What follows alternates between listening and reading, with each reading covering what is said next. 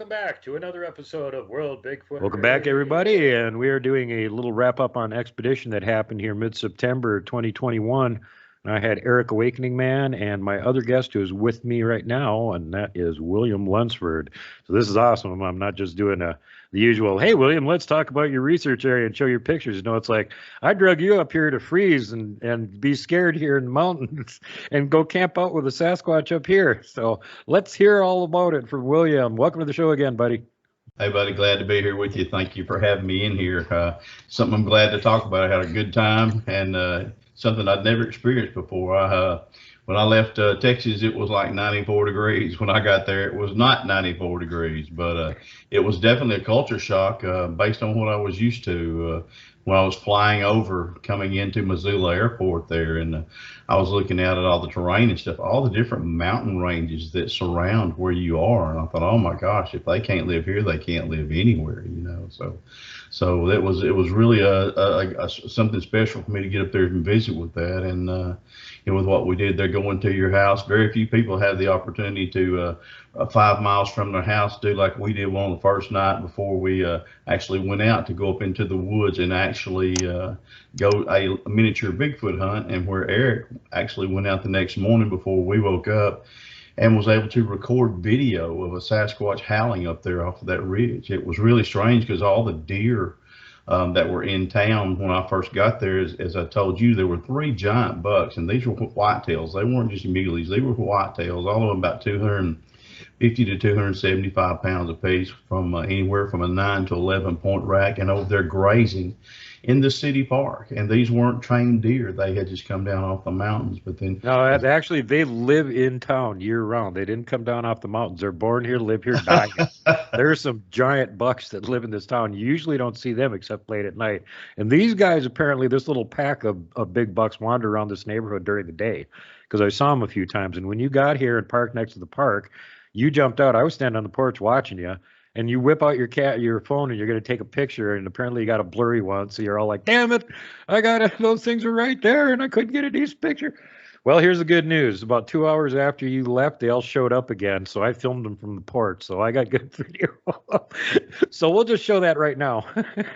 There was one tree hugging lady there. I tried to get pictures, and when I would, she would walk over behind the deer, so I couldn't get just clear pictures of the deer without sticking her in there. And I'm like, woman, would you please move? But so that kind of messed that up. But that was one of the coolest things to see, quality deer that size that very few people even see here in the South, see that throughout their whole lifetime. There's 3 of them grazing out there across from your front yard. So that was pretty neat. It was the same thing for me when I moved here, because I'm from northern Minnesota, where the whitetails are big, but they're not giant like they are here. And those, in Minnesota, any of those 3 would have been, huge trophy buck. Exactly. And here it's like, no, those are just average deer. You should see how big the big deer get.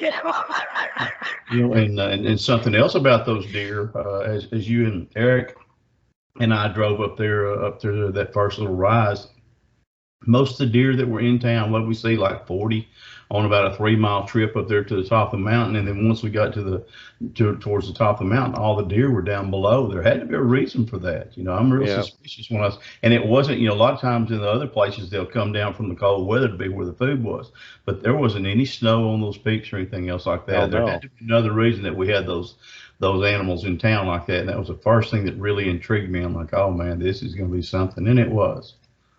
Yep, and don't forget the other important point. We went up there because this was a place where I had filmed Mr. Big, or I should say Jeff got him on video. Right. Back in, was it 2016, 17? And I had never been able to get up there the right time of the year, the right time of night to get a comparison shot. And here we were with the team going, hey, it's the right time of year and it's the right time of night. Let's go up there. So as we're a little bit late, so I'm going like, hey, can you guys make it up this slope? Because I don't want to walk another quarter mile and go around running out of time. I'm going to go straight up this freaking cliff. And you're like, yeah, I can make it. And Eric's like, yeah, I can do it. So Eric's in better shape than both of us. He was the one that was behind me. And as I came up, I went, hey, there's a track right here. And I just kept going because I want to get to the top. And then a little bit later, I hear Eric yell, where's the track? And I turn around and I look and I go, I think you're right next to it. It's on your right. And he goes, oh, yeah, here it is. So he stopped, took a picture of it. And then I ran up to the top and got comparison video, and you finished slogging all the rest of the way up there. But point being, there we are, not on the trail. I'm going, okay, I'm going to straight line it up to this spot where I've seen these guys before. And on the straight line up to the spot where I've seen them before, well, there's a 17-inch track. All right. I mean, man, what was cool about that was they don't realize what we go through as researchers there. Just that little trip right there, which was the easiest part of the trip that we had as far as for navigating the terrain. Everything we did was from 60 degrees to almost 80 degrees. Like you said, it was almost straight up. I didn't have my shoes tied because I'd been on the blasted airplane there, so I didn't have my hiking boots tied. And man, I was not prepared for just that little hour and a half, 2-hour jump that we had. But man, you and Eric were, bouncing through there, like you done had your extra dose of Wheaties. So, but it was cool to see the track like that. When I finally got there and a track just right there, and it was just amazing, just right there off the road where we could hear cars the whole time as it tracked through. But yet there was that Sasquatch activity there. Yep. Yeah, it's it has a lot to do with where they want to hang around and where they cross roadways and stuff too. And that area we were in is at the very lower edge of the Patty Canyon recreational area where people go out to hike and walk their dogs and stuff. And we were on the lower end of it, right next to the private property where there really aren't any trails. That's why they're hanging around there. There's no people in that part of it.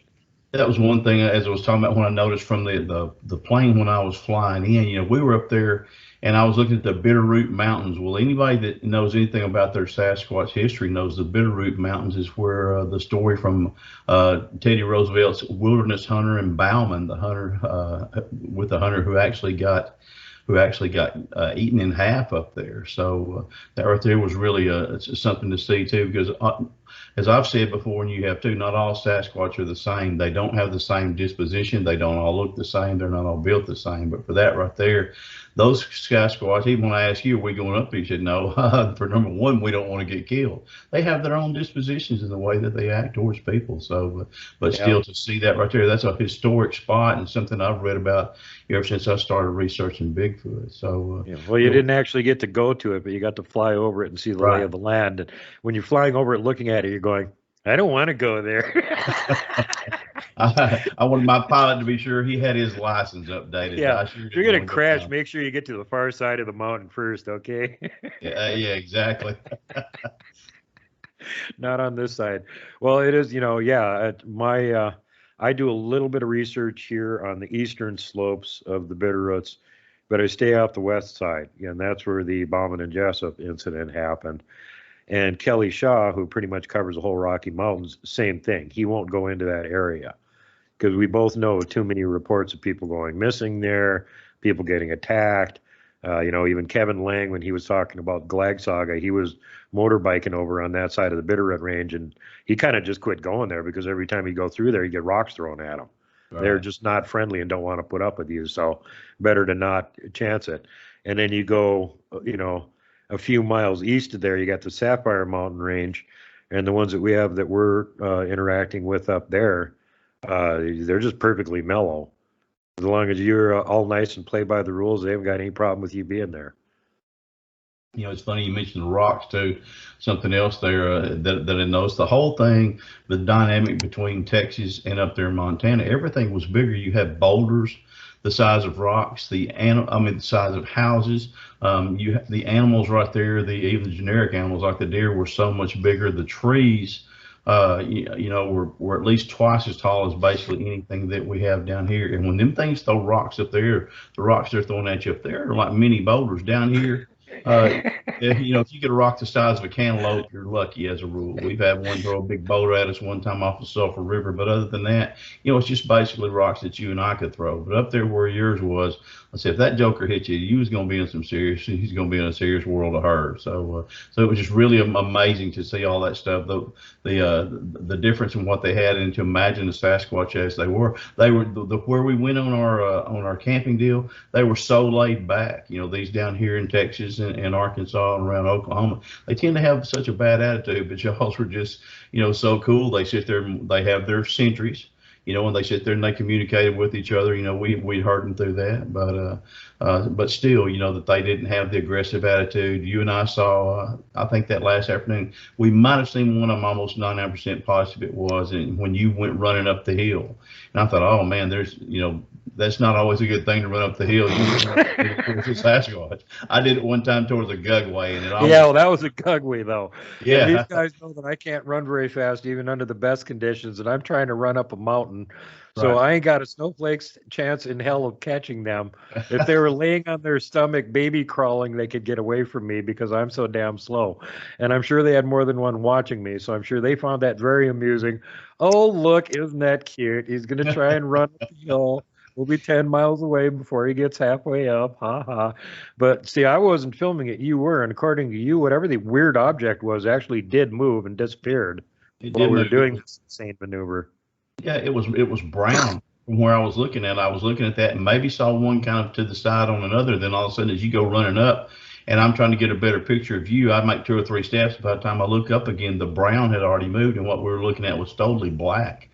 And then you didn't get to find it. But I'd almost bet you, one of my favorite sayings is, you know what you saw. Well, after doing this for as many years as I have, I know that there was something up there. It could have not been a Bigfoot, but there was something there that definitely got my attention. And when you went running up there, like I said, it did move. So whatever it was, we can't say, but I know it was one of the things of the trip that really is going to be and stuck in my mind for the rest of the time. I got a picture, but so far I haven't been able to filter it to where we can get anything just definitive out of it. But man, it was really a great area right there. One thing I noticed about where we camped and when we went up there, all the amount of hunters that were coming through there. Well, there you had the wildlife there for food. We had elk, we saw deer, we saw moose. And those we filmed moose when we were coming out again. Usually you have deer wandering through camp. Now there's moose all over the place. Yeah. Up there. They said the moose have basically taken over up there. So to see that area, like I said, it was really something that I was privileged. I didn't go up there, as I told you, I didn't go up there to try to show you what a great Bigfoot hunter I am, because I'm not. Like I said, the animals down here tend to have more to do with it than what I do, but I went up there to learn, and I did. When I go to an area down here, I don't immediately start calling, although I will after a while if I don't get any activity, try to elicit a response. But those up there, you just pull up and you sit for a while, and pretty soon you can.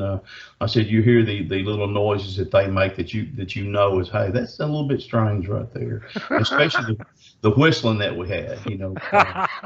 Yeah, that one weird noise. Well, we had off and on wind that weekend, even though it wasn't really precipitation problems. It was fairly cold, and it would be calm for a while, and then the wind would pick up, and you'd hear these weird sounds off in the distance, and it sounded kind of like trees bending or rubbing together or something. Mm-hmm. And then we started realizing we were hearing it from more than one direction. Right. And then we realized that there wasn't any wind blowing and we were still hearing it. And we're like, okay, what the heck is making this weird noise?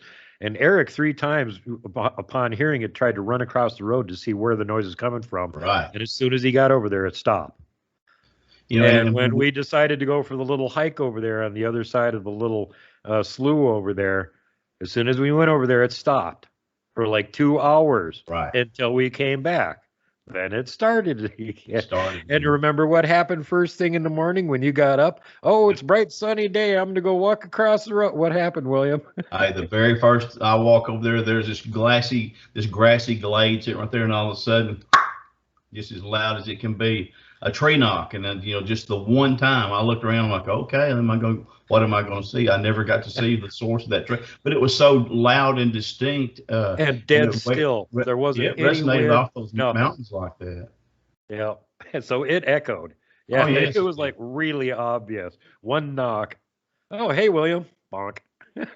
and after that, I was looking for some bigger firewood for us, because we had that 22-degree night, so we used most of our firewood, and so I was kind of content to come back with just little handfuls of firewood until I decided whether that Bigfoot was going to come look me up or not. But it was just so crisp and so clear up there, what we had, and so it was.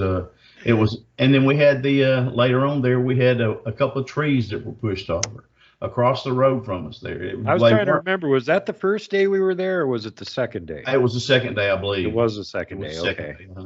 And Because I know the first day we were there, they started making that peculiar noise, and then we kind of went, where's this noise coming from? And now it was the first day we went over there and walked the ridge line, wasn't it? right, right. And Yeah, I we didn't waited waste until any time, for afternoon. sure. Yeah, but see, here's the thing. Normally they aren't making noise during the day. Right. And we're sitting there in camp like a lot longer than we should, and they're making more and more and more noise, and it's getting more and more regular and ramping up. And I'm waiting and waiting and waiting, and everybody's getting bored going, when are we going to go somewhere? And I'm like, well, I'm waiting for the sun to get in the right position so we can see that ridge line really good. Right. Me and William are going to walk up it and see if we can find some tracks. Right. Which, by the way, we absolutely did because I waited to that part of the day. But they're not known for their patience, and they wanted us to show up. Yep. So they kept making more and more and more noise until we finally went and walked over there. And like you said, we saw, man, baby tracks. There were baby tracks galore. I don't remember how many big actual adult tracks we would classify as adult tracks, but baby tracks, I guarantee we saw at least 20 or more as far as that goes. You know, just plains they could be. I got pictures of some of them. You know, and like you said, it's like they were anxious for us to come over to the other side of the road and walk up on that ridge line. And yeah, we're so predictable. They know every time we come over there, we go walk through the playground, and then we go over and we check out the mega teepee, and we wander around a little bit, and then we come back again. So it's a fun time for them to wander around and observe us, and they know pretty much where we're going. They don't know exactly what path we're going to take. So that's another fun thing. Oh, we got to, you know, we can't anticipate where to hide in advance. We have to move around. So, you know, more practice for them being stealthy and quiet. Oh, sure. And yeah, they're really good at it.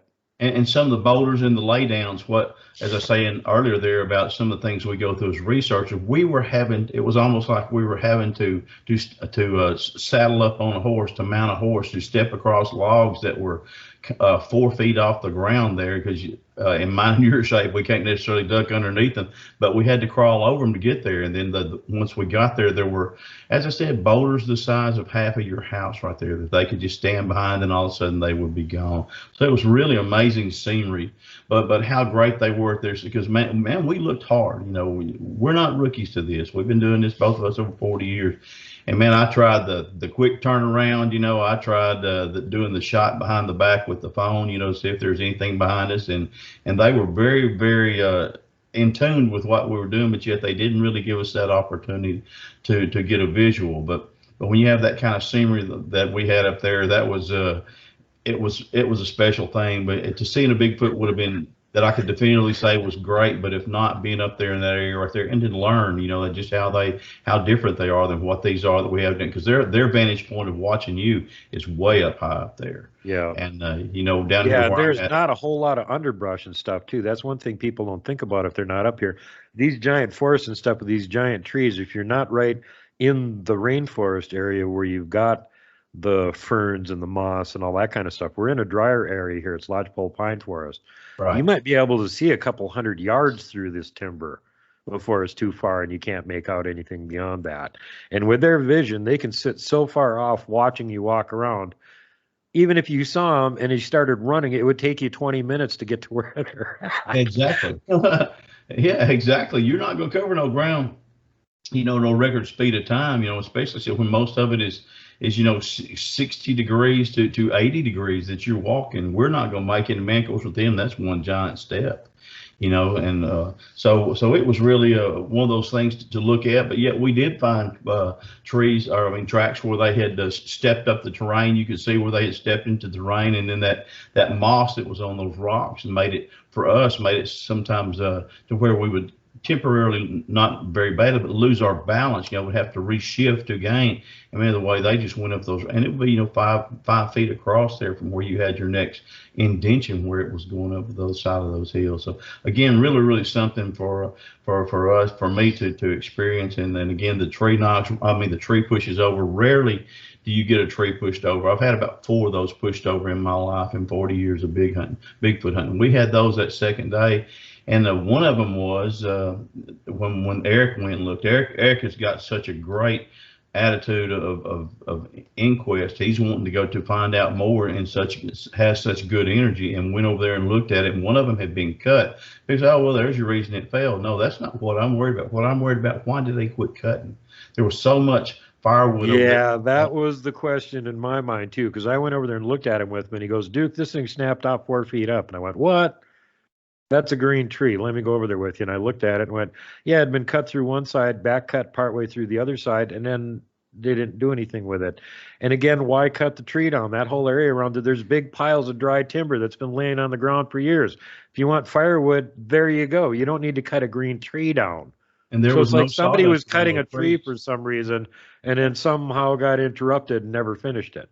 Yeah, and according to Eric, there was no sawdust around those trees, so it wasn't recent. Why did it choose that opportunity right there to fall when we happened to be right there? And then the second one that we had, man, was just amazing. There wasn't any kind of cuts or anything else like that. It was just, I think, to me, it's just a show. Well, the second one, the first one's still possibly questionable. The second one really isn't, because me and Eric were both watching. There's a stand of 4 dead lodgepole pines all together, and one of them was shaking. If the wind's shaking them, not all of them will be shaking because they're right next to each other. They grew together in a clump. There's only one of them shaking, and all of a sudden it goes over. Well, what just pushed over a 120-foot lodgepole pine? Eric wants to charge right up there and see, so he brings the camera up there, films it, comes back. Well, yeah, its root system was kind of shallow, but so was the other 3 that weren't shaking. And it fell over, roots and all. Something pushed it over. And this is, again, like 75 yards from camp, like what, 2 o'clock in the afternoon, maybe? Right. 2 o'clock in the afternoon, exactly right. And why didn't we hear other trees falling up the road during that time? There was a road that was right there that ran up the mountain right there, and where we were camping. Then there was also that little river that ran by. Why didn't we hear other trees falling up the road? Why was this just coincidentally almost directly across from our camp right there? Why didn't we hear the other trees falling? It didn't happen. Why did it happen during the day when the weather wasn't bad? Because we've been up there when the weather's been absolutely miserable, high winds, terrible storms, no trees falling over. Right. That's exactly right. That's something to consider. These things, they have their own way of doing things. A lot of people think, well, they don't interact. But one of the first encounters my wife and I ever had was down here at one of the off of the Sulphur River, and it had started to rain, and there were some people who had skidders up there on this hill. They had been working. Well, since it was raining that morning, they hadn't showed up yet. Well, man, just as soon as she and I got there, I got out and I heard the creature that was, and I mean, he let out one of those loud screams, and I told her, I said, he's over there screaming. She goes, oh, that's an ox. I said, that's the Bigfoot. Well, sure enough, finally when it quits, well, then they start firing up these skidders. Well, every time that skidder would rev that engine, then all of a sudden the creature would scream, and we were treated to that for 30 minutes, and you could see the difference. But it was like he was highly irritated because of that noise, and responding to that noise. Then another place over there where a friend of mine, a doctor from Texarkana, boy, he's a really, really good man, and had some nice land over probably 15 miles from where that was. And my friend of mine owns a logging company, had gone over that morning to do the logging, had his stuff set up early, so he promised his guys they could get off early that day. Well, when they get to that morning, start firing off them machines, all of a sudden, man, they're having trees being pushed over around them. They're having rocks thrown, stumps thrown, and then they're hearing the growling and stuff. And finally, the ramrod of the whole deal calls my buddy, who was not a Bigfoot believer at that time, and he said, hey, man, we got a problem here. He said, there's something down here that's showing out, and we don't know what it is. And he described to him what was going on. And my buddy said, I don't know what that is. He said, I got a friend that says there's Bigfoot down there. And his ramrod told him, said, well, if there is, then that's what this is, because it is pitching a fit. And he said, what are we going to do? And he said, we'll give it 30 more minutes for the sun to come on up and see if it quits. And if not, we'll go far from there. Well, finally, as the sun came up, they never saw the creature, but coincidentally, all the growling and the howling and stuff stopped. So they'll do react to stuff like that. So if that guy was cutting that tree and doing that, he might have got a little rude awakening. We can't say that, but it does happen. I mean, they really do. That's their territory. That's not, if you take one little thing out of that territory and that's something that they have an attachment to, they're going to pay you a visit before you get out of those woods. So it was really a cool thing for that to happen. Really, it was coincidental and it was strange. But again, if it was Sasquatch, that showed that they had their power, how they were more protective of their environment, because like I said, there were giant trees laying everywhere. Yeah. Well, I think when they pushed the 2 trees over, they're trying to get a reaction out of you guys, because we had 2 new people there they didn't recognize, and they're like, huh, yeah, see how they react to this. They push over the first tree. Basically, nobody really reacts. Hey, tree fell down. How peculiar. Eric's the excited one. I want to run over and see what happened. And then he brings me back over there. And then what, like 2 hours later, didn't we just like go for a little ride or something, came back, and then the second one went down? Yeah. And that one, same thing, you know, we're both watching it go over, and you're like, what the hell? His enthusiasm, Eric's enthusiasm is going to be such a benefit. You know, right now he tends to be a UFO hunter, but his enthusiasm towards the subject of Bigfoot is going to be wonderful, because he has that. He wants to know, man. You know, and he runs over there a lot of times, you know, just with that same enthusiasm you and I used to have when we first started out, you know. And so to see that, man, it kind of made me reminisce a little bit, like, well, you're getting old, man. But then, you know, you also realize you've seen some of the other stuff before. But Eric is going to be great. He's going to be great for this deal, and for sure, because I think the bug really bit him well, and he had enough proof right there from us staying right there that, hey, man, there's a whole lot to what Duke says and what Will has said to him. So again, and Mike, your friend Michael Matt, man, he's smart. He's a good researcher, you can tell. And then we had the Road Warrior brothers in there with us that one day, man. Good guy. Talking Animal, yeah, those guys are Talking Animal. And I noticed the looks they were getting from you and Eric when they showed up, and it's like Michael too. It's like 30 degrees, and he comes walking up with a T-shirt on and just stands there for about a half an hour and goes, well, I suppose it's going to get cold at some point. I better go put my shirt on. Yeah, they were a lot tougher than we were. I come down there, I was prepared, man. I wasn't going to freeze to death. As I said, I have two metal knees and a metal shoulder, and when I get cold from the inside first and then the outside. And like you've said, and I've said before, then it expands with the heat and then draws back. And boy, you talk about some grief. So it's a little bit different for me in doing that. But the first night I was there, I actually thought, man, I came up here to die, because people, you get hypothermia at 22 degrees. That which does not kill you only makes you stronger. That's exactly right. So the fact that I made it home, and when I got back here again, it was 90 degrees, and today has been 92 degrees as well. So, but anyway, it was a great trip.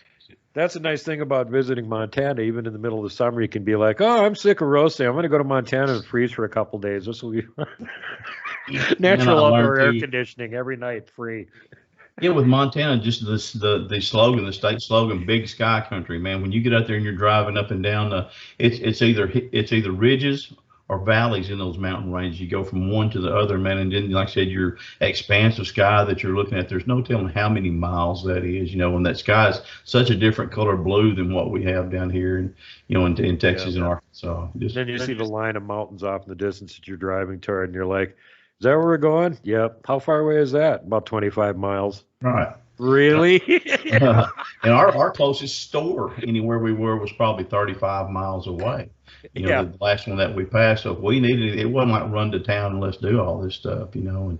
And then the back road that you said that you guys had sometime gone was so bad that we couldn't go up that. So when we went through there, and how many miles of washboard road was there, you know, just where you just sound like you're working a blasted Tommy gun. Very few compared to coming in the other side of the pass, which also features a one-lane dirt road clinging to the side of a 500-foot cliff while you're getting the washboard. Exactly. Hey, making it was the important thing. Like I told you, I even went back to the rent-a-car place and got a different rent-a-car just to be sure, because you know, that, like, there used to be some kind of commercial that getting there is half the fun, well, the other half's getting back, and that was surviving getting there and back was a lot of the fun. Well, it was worth going and getting a different vehicle though, because as you saw when you got in there, it would have been really hell trying to get into that little low wheelbase rental car they were trying to saddle you with. Man, at that time, you know, there hadn't been, y'all had some rain, but from what I understand, not as much rain, and so it had really washboarded that road really bad, and that was something that y'all wanted to be able to have a good time, and you spend that much money and time, and me and never having been there, money was not the option. Money was having a good time and having something that was dependable, and we did, and it's the other guys, Eric drove his van up there, it did real well. He actually got to camp in it, and that was real nice too. And then like I said, and then the Road Warrior brothers, man, they stayed with us just a one night stay in their tent, and then they went on back. But it really was, it was a great experience for me.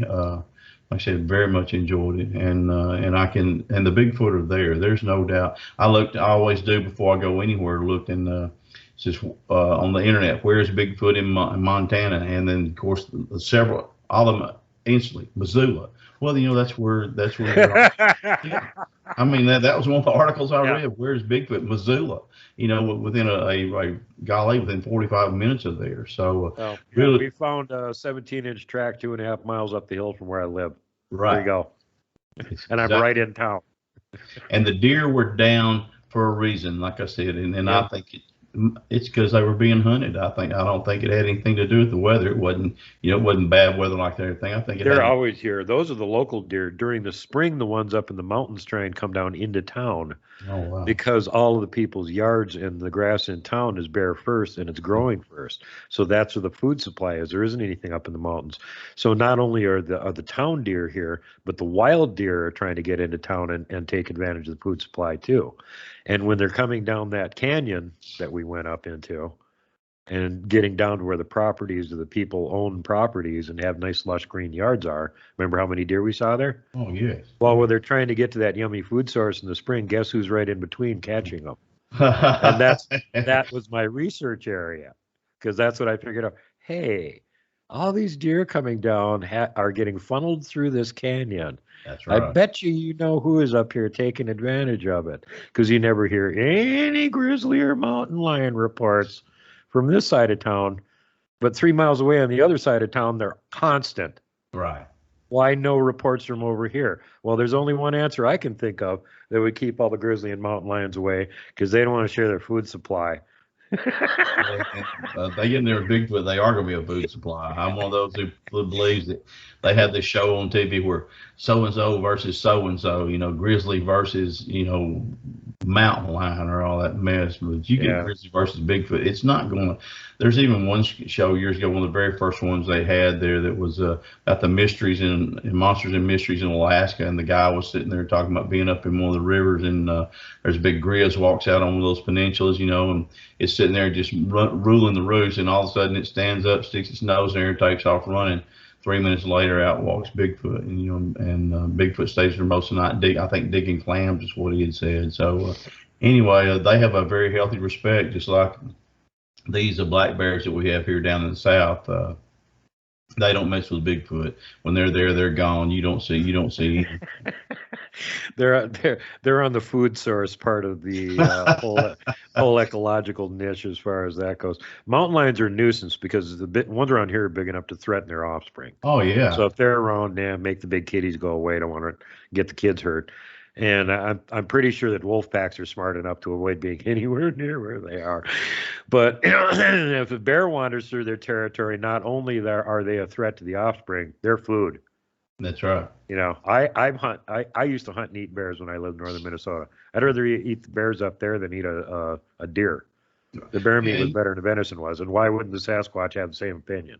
Exactly. A lot of people don't realize that you eat bear, and their gallbladders are supposed to be some kind of aphrodisiac. So it's but actually just the meat itself, and with using the rugs and the skins for rugs and everything else like that. And from what I hear, I've had bear before, and from what I had was really good. It would probably take me probably a month or so to get used to having it all the time for every meal, but that was a good meat, and so on something other like that, if we think it, surely Bigfoot does too. I said Bigfoot down here eat alligators.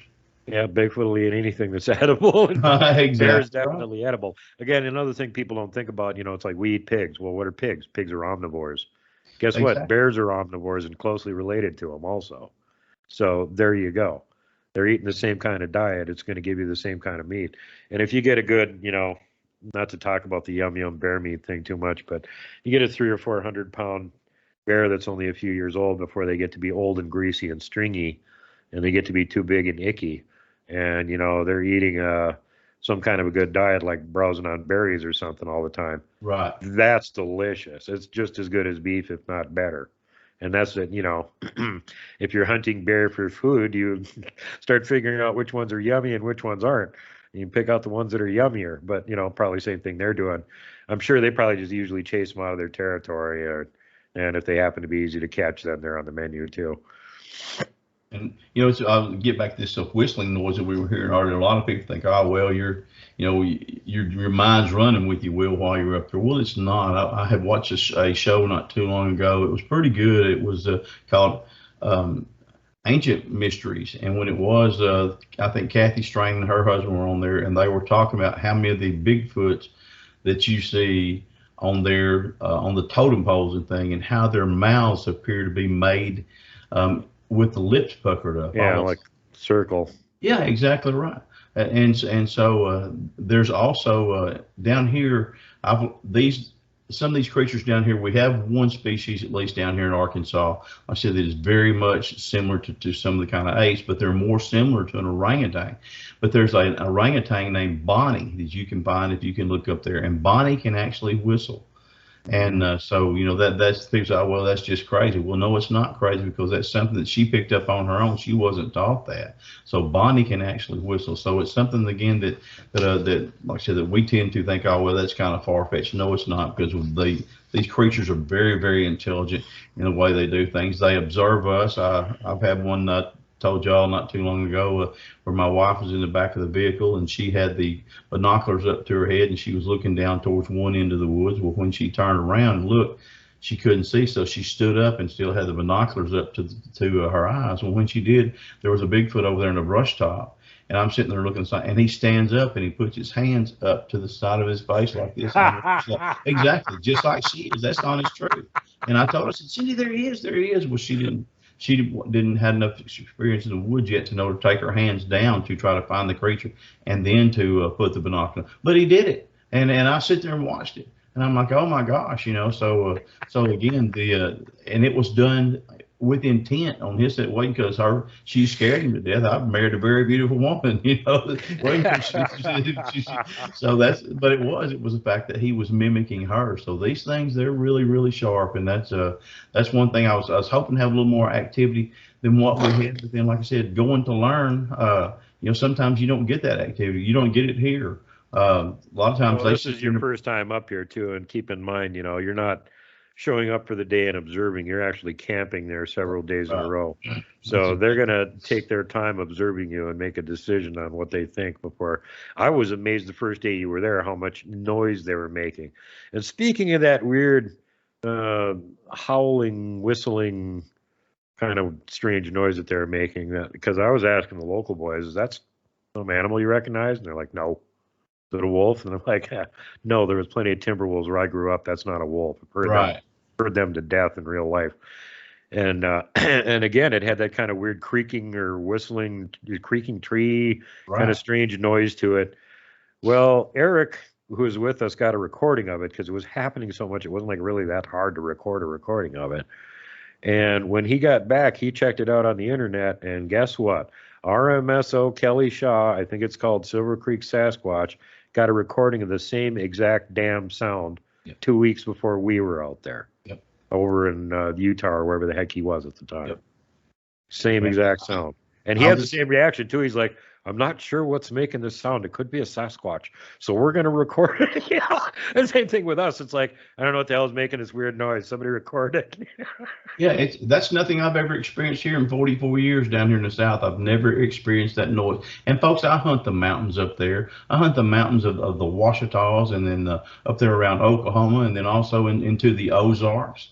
And I have been up through there before, even during windstorms and everything else. And we don't get that noise up there. They don't make that noise down here. It was something totally new. And same thing I'm saying with us. We had never heard it over here. Kelly had never heard it before. And how many years has he been doing the Rocky Mountains, recording all this weird stuff? And he's like, I'm not even sure what's making it sound. I'm going to record it, Well, same thing with us. We're trying to pass it off as anything imaginable because you and me have never heard the sound. That's right. Never even heard a recording of it before. That's right. And then we go drive, 5-6 miles down the pass to where the big teepee was to show you guys that. And we're walking back from that. And there's that weird noise coming from two spots across the river. Exactly. Not from the same, not from the same area where we have been camping before, and all of a sudden here's that same noise again. At that time, when you and I drove down there wasn't very much wind at all. Actually, wasn't even any breeze, because the dust was settling on my vehicle rather than blowing to the side. And meant to hear that right there, like I said, and it was an animate sound. It wasn't anything being made by somebody out there, a oil well pumping or somebody's vehicle. No, it was some kind of. Exactly. You're going, what the crap, animals? And then it's coming from more than one place at the same time on the other side of the river from us. That's right. And they're like, well, there's not even any wind blowing down here, so we can't use the trees as an excuse. See, like most of you guys don't realize it because you haven't been on an expedition with me, but like if you put it in terms of finding Bigfoot, I'm kind of like the Renee that's always trying to debunk everything. And you would think that I'm the one leading the way going, no, that's definitely Bigfoot. Just the opposite. I'm skeptical as crap of everything. Right. It's got to be really convince me a lot before I go, I think it's probably Bigfoot, That's one of the standards that we have down here. There's a lot on something you're not sure of. More likely than not, okay, then you can kind of put that in the file and make that something that you research later. But on something like there, like I said, that you're trying to debunk and you can't debunk it when you're getting noise and you don't have that wind right there to make that noise. That's not it. It wasn't the trees doing that stuff. It was a lot of times the noise was coming from totally across the road where you didn't even have a twig of grass blowing anywhere, but it was steady with us all day long, almost as though they were communicating to each other. Hey, well, here's Will and here's Duke. Well, then they're calling to us all the time. Hey, aren't you guys going to come out and walk around the woods some more? Well, it took you till afternoon to get out here. What the hell? Aren't you going to come back out again? We heard the noises at night. We all heard one or two noises at night that we recognized that were, it wasn't just the wind. It wasn't the water riffling by the river right there. And it was very, very much something that you would have heard while you was out Sasquatch hunting before. So, again, there's no doubt in my mind those jokers were watching us. Y'all had spots there where y'all had seen them and, had observation points. You even knew where some of their observation points were, where they looked at you. And that's actually what got me to looking up on that side of that mountain whenever you ran up the side of the hill right there. And it was just the perfect observation point. I'm like, oh, my gosh, am I seeing what I'm seeing? Yeah. So we got them all over the place there. Well, you remember the last night you were there and everybody else had already left. And it was you, me, and Mike, just the fat team. Forest anomaly. Forest anomaly team research, fat research. Yeah. And we're sitting underneath the pavilion there. It's getting cold. It's after dark. And we can hear them on our side of the river, on the opposite side of the road, two different places making noise. Intermittent. Right. And then you start hearing them behind us across the river. Exactly. And it gets to the point where you can hear them in three different places behind us, really obviously, and two in front of us on our side of the river. And me and Mike are kind of talking, acting like we're not paying any attention. You go, hey, Duke, are you hearing this behind us? And I go, oh, yeah, hold on. I turn around and I go, hey, guys, how you doing? And I turn back again. And you're looking at me like, what the hell good is that? Well, you never know what good it does. It might have that kind of acknowledgement might have kept them from coming into camp and then say, well, what are we going to have to do to get their attention? Exactly. Well, that's part of the reason we play that game with them because, I am halfway deaf. They have to be close and make lots of noise before I will react and act like I notice it. And even then, I'm not going to panic or anything. I'll just blow it off. But the less you react to it, the more closer they're going to get a reaction. And then when they get close enough and they finally get the reaction, they're like, oh, okay. They know we're here. Yeah.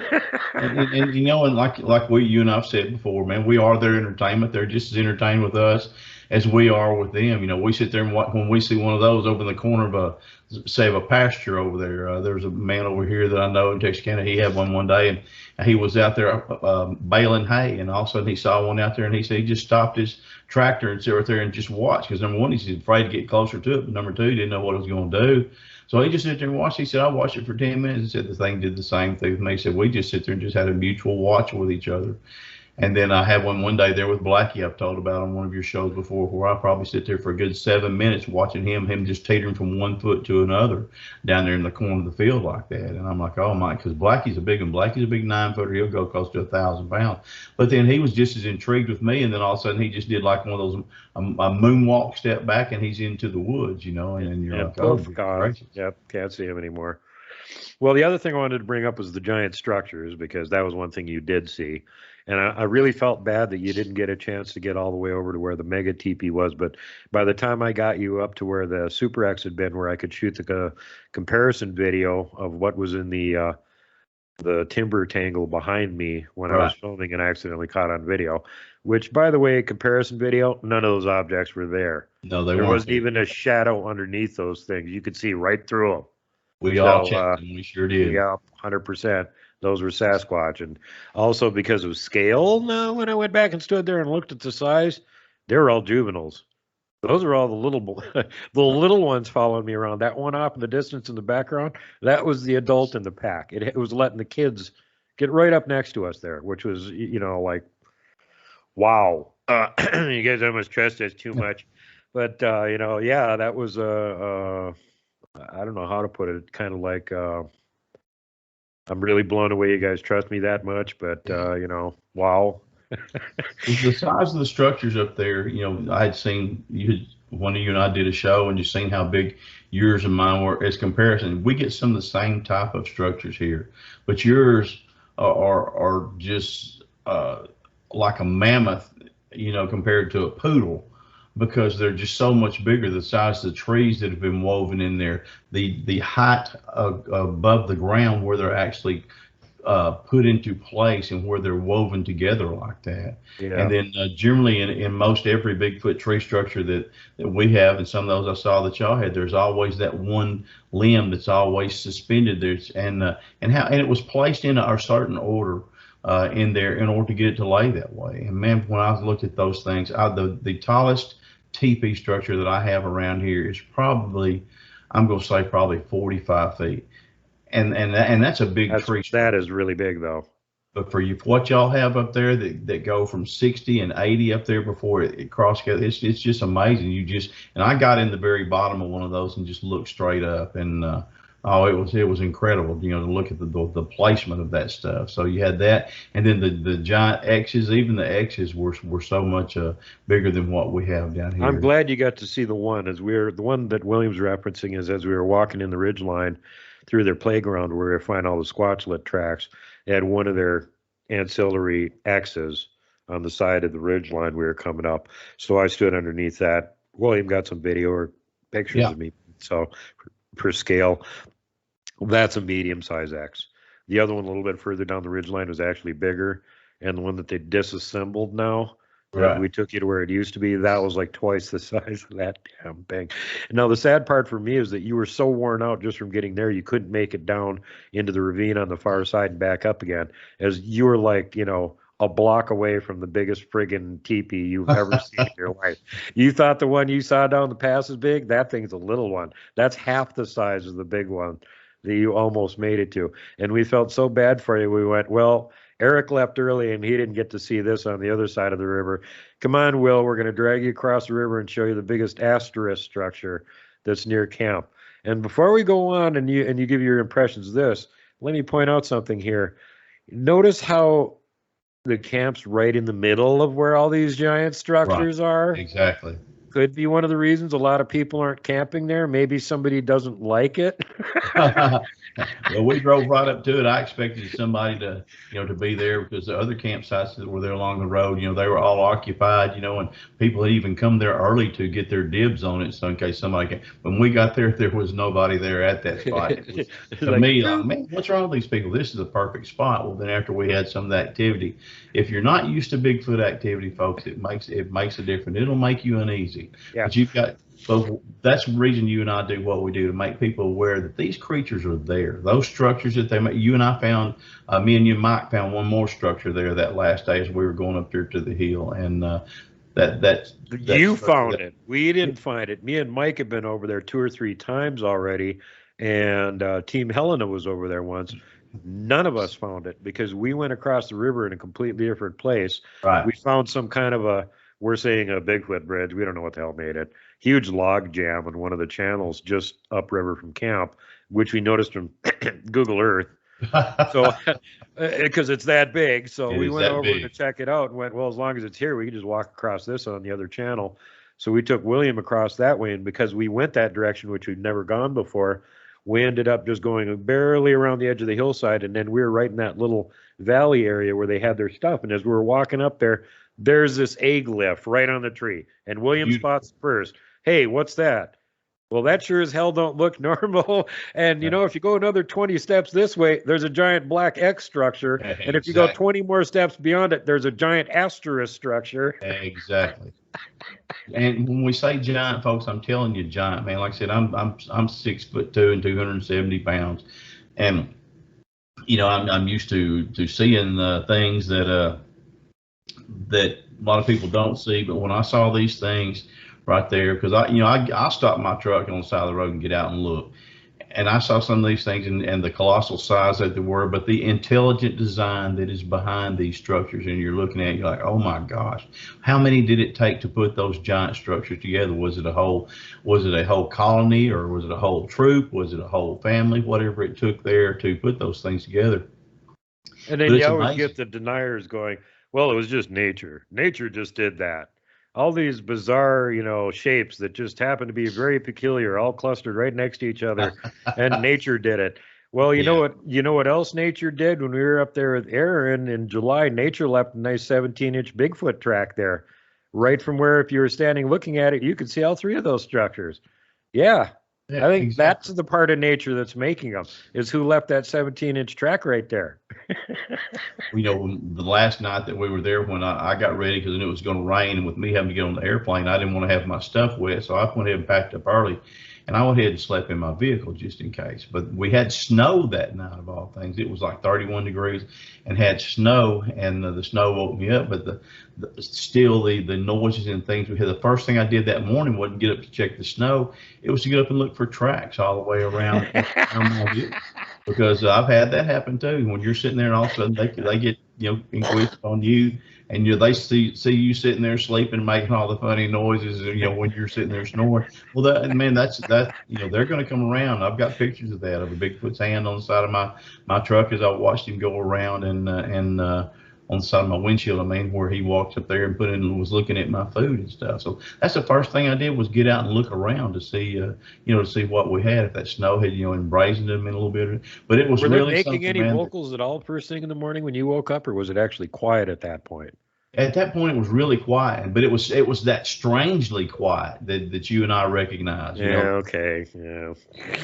They're hanging right around camp, still keeping an eye on you. Exactly. Yeah, well, because you know, when they come around, man, all of a sudden, you know, one thing my wife noticed on one of the kind, when we had the one that was down here, and it got after her, my son, and myself, man, all of a sudden things got quiet. Crickets were afraid to chirp. You know, mosquitoes were afraid to buzz, and that's how it was when I woke up. That's a bad sign. Yeah, it was. Hey, it was just that kind of quiet. It was unnervingly quiet, you know. And so that's the reason I got up and started looking for, looking for tracks, because all I have for me, you know, I normally down here, you know, I'm armed as far as that goes, but I wanted to know, I mean, get the full experience, and there, I mean, there was nothing there, but it was so uncannily quiet. But then that was the same day that later on, I think that or it might have been the day before, but in the same area is where I had actually tried to take that picture. So again, that's just it's a beautiful area. The people that have been up there, I'm sure they're going to tell you the same thing. It's when they experience that right there, it's totally different than anything they've ever experienced before. And I think probably with y'all probably have a different experience every time y'all go up there, just about it. You don't ever get tired of seeing stuff like that, you know. No, and it does vary too. There's sometimes you go up there and you don't get that much activity. They're probably following you around, watching you all the time. They're just not making any noise. And there's other times, and it's just like, as soon as you show up, they're making a racket. Right. You know, like you, the first thing in the morning, oh, let's go for a walk over here. Kathop, there's a wood knock right and there. There was no doubt about that wood knock, man. That wood knock right there, you know, back when they used to just have radio broadcasting these baseball games, you heard them interview some of these old guys that were doing the broadcast, and they said, man, we'd actually get a block of wood and a drumstick, you know, and thump like that, you know, to imitate the sound of the ball hitting the bat. Well, man, this was more like a blasted bowling ball, you know, being hit by a giant telephone pole. I mean, it was just so loud and so crisp, you know, and there wasn't any denying what it was, you know, and that's when you know it's going to be a good trip, or you're hoping it's going to be a good trip. I knew it was going to be an interesting one when they started making vocals during the day because we were too busy being lazy and not leaving camp and going to check out all their beautiful structures. It's like they get to the point now where it's like they not only expect it, they like it. Oh, the humans are going to come over and film everything and ooh and ah and say how awesome it is again. This is going to be great. Let's follow them.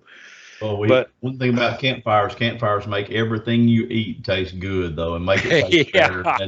When we got to eating and warming up for that 22 degrees, it took us a little while to kind of get our own natural body heaters going. But when we finally did, but like you said, they're like, hey, guys, come on. And when we didn't fit their timetable, they're like, okay, we're going to motivate these guys a little bit. And we did. And it was. Let's make lots of weird noises they haven't heard before. That should get them over here. That's exactly right.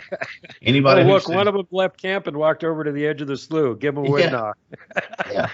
And anybody who says Bigfoot always and never, they don't know what they're talking about, because Bigfoot don't always and never. And that's the thing about it. The only thing about never is you never know what to expect, That's the only never that's an absolute. The ones in our area are fairly reliable as far as temperament. Right. But you never know exactly what they're going to do. They'll do things a little bit different every time you're there. Right. Sometimes they'll get really close to camp and you'll actually see them. And other times it's like, no, you hear them off in the distance or something. That's it. I'd about as soon have one that would come up close and one off in the distance, because, when they come up close like that, it shows that there's kind of a respect for you or kind of inquisitiveness. And whenever it's, doesn't become, not violent enough. But when you got one that stays up there kind of off its own, you just really don't ever know what's. I've had that happen down here. I've had one that's followed me one day a good ways off, and I never was sure exactly what his motive was in staying that far away. Most of the time they'll sneak up to you, and especially at night, they'll sneak up, and until they find out what you are, and then they got you busted, then they just walk away.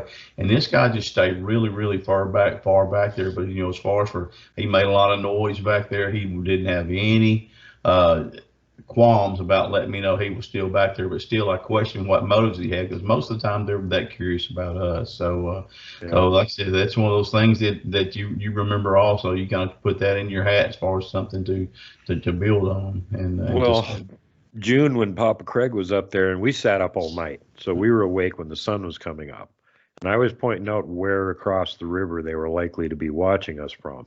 And I actually picked one out. There's a tree that's got a little bend in it. And he had his face right in there looking at us where that bend in the tree is. And I walked away from where he was at, so he's behind me. And I said, you see that tree across the river over there? I'm not looking at it or pointing at it. It's behind me now. And I go, Papa Craig, you see that over there? See that tree over there? It's got that little crook in it. Watch that spot. There's one right there watching you right now. So that had his attention. And he kept his eyes on it as the sun was coming up.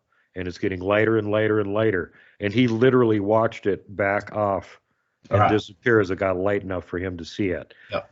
And then what's the next thing we did? We took a little walk up the river. Now it's bright enough we could see the ground. Let's look for tracks. He got like 50 yards from camp, not even, and he got zapped and had to come right back again. They had a close eye on him. They didn't like him for some reason. They were giving him hell while he was up there. They were zapping him, zapping his camera. We had the big warriors following us around on that trip because, they were nice. They allowed him to be there, but man, they didn't seem like they were too happy about the whole thing. With you guys, it was a completely different atmosphere. It was all like, oh, let's be playful. Let's make a racket. How come you guys aren't out here looking for our stuff yet? Get out of camp, you lazy bastards. It's mid-afternoon. You should have been out here 3 times by now. Oh man, you would think as long as I've been doing this, I've had all the shock and the new. Nothing else is new, but that's not so. I get something new last time, that I go up there, and it's like, okay, well, he thinks he's seen this. Well, watch this, and just when you think you got it figured out, they'll do something you don't expect just because you think you've got it figured out. Exactly.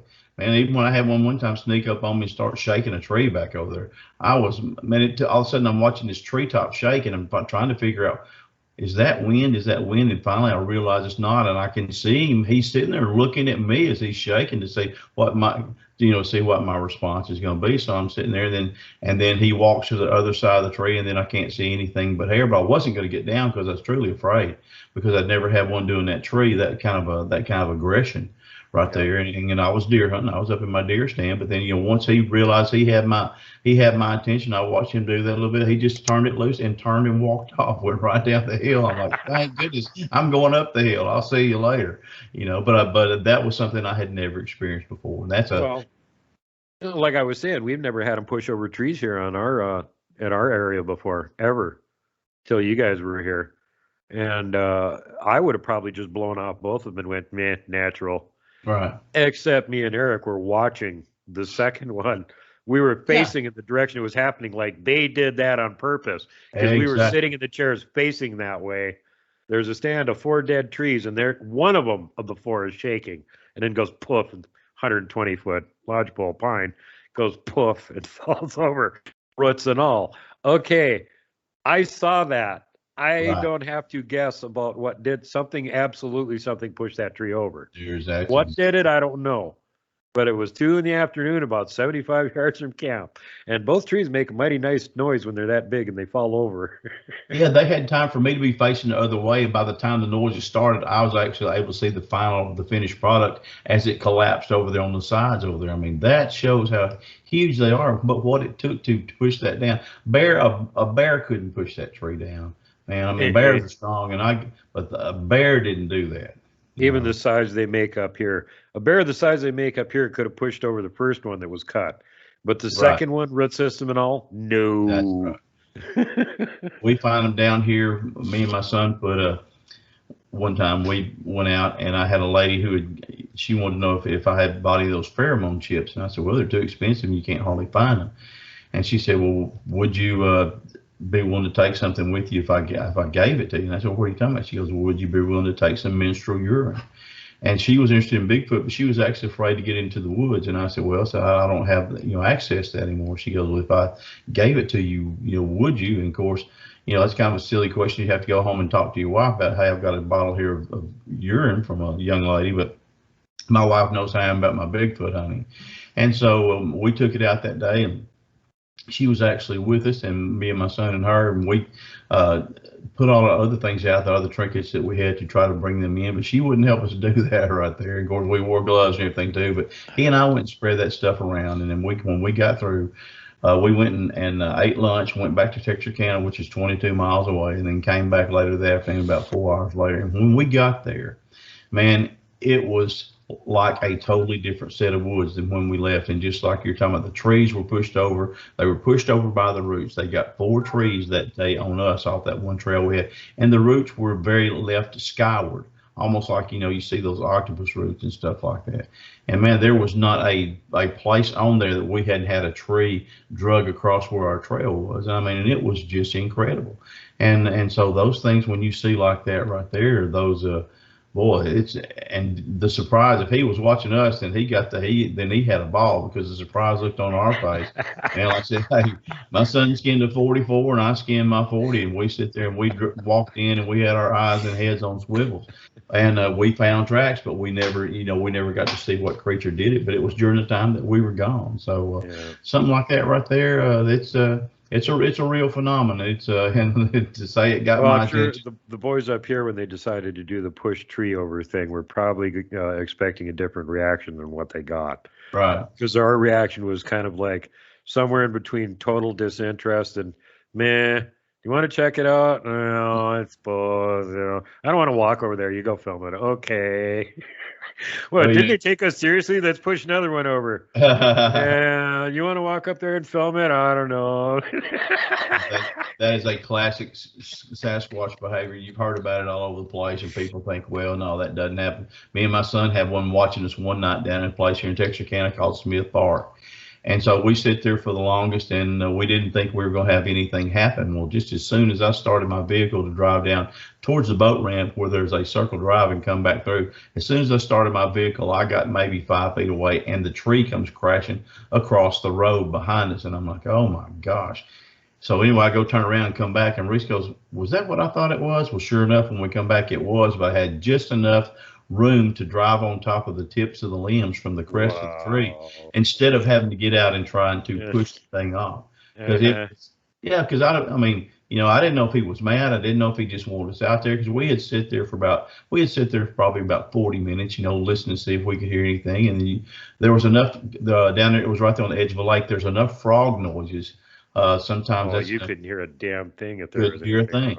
Exactly right. But whenever that thing, as we drove off and it hit that daggum road like that, there was no doubt. And then we had another one probably about 6 months later, right there, probably 30 yards from where we were sitting right there again, do the same thing, except this is one of those big old trees. And that's whenever it landed more in the woods, then it didn't land on the road. But that's where we decided it was time that whatever that was letting us know, hey, you need to get on out of here, because I'm not happy with you being here. And so we did. I'm not going to put his life at risk or anything else like that. But that's a classic Sasquatch behavior.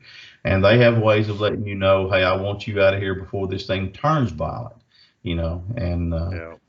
So there was even no way I could have backed my truck up to that second tree that fell through and gassed it and pushed it down. And the way it came through, and we found it a couple of days later, and sure enough, it's uprooted from the roots there.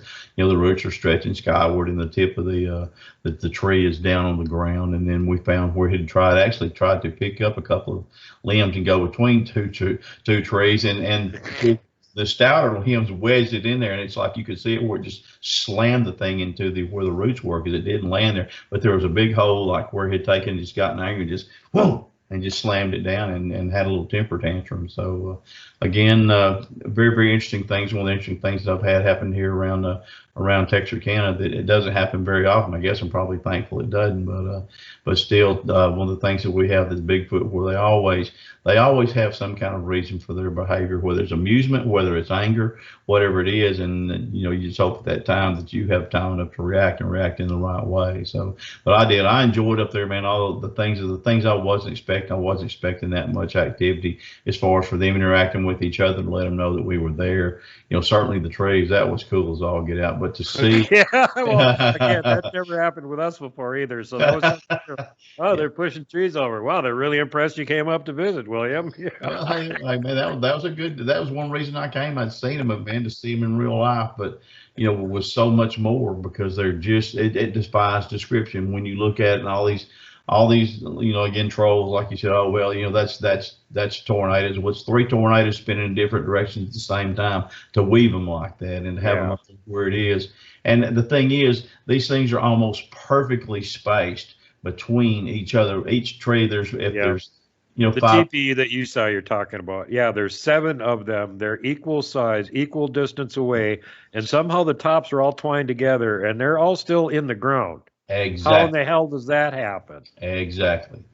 And it's just not possible. It's just because where we were, number one, those logging roads, there wasn't enough wind to come through there like that, because these were in the middle of the woods. It would have gotten several of those other trees on the outside before it got to these, and these were in the woods. So there's no way in the world that it would have twisted those trees further. The first teepee that we showed you, keep in mind how thin this is a slot canyon. You've got a road, you got about 100 yards at most of canyon bottom, including the river, and then you got the other wall of the canyon. Exactly. There's literally no way enough wind could have come through there to do anything like that. And then it would have, made obvious things happen to stuff around it. That's right. Not there. Yeah, that's true. And that's good old common sense science. Everybody wants to talk about science. Well, I'm telling you, it's not going to happen, because it doesn't just pick out 7 trees to weave the tops together that are equal, of equal roundness and everything else like that, equal distance, and to have them in there at the same angle. It's just one of those things that's it's one of those marvels of nature. And once you see, I've convinced a lot of people with these small teepees and structures that we've got around here that they've got creatures around it. And when they see the intent, the design, and the strength, with you and I both being ex-powerlifters, knowing what it takes to lift these logs and to put them in place, and they see how that's done, and they can't even make them shake, much as anything else. Well, pretty much it gets their attention, and anybody with an open mind, like, okay, I can't explain this away like I want to do.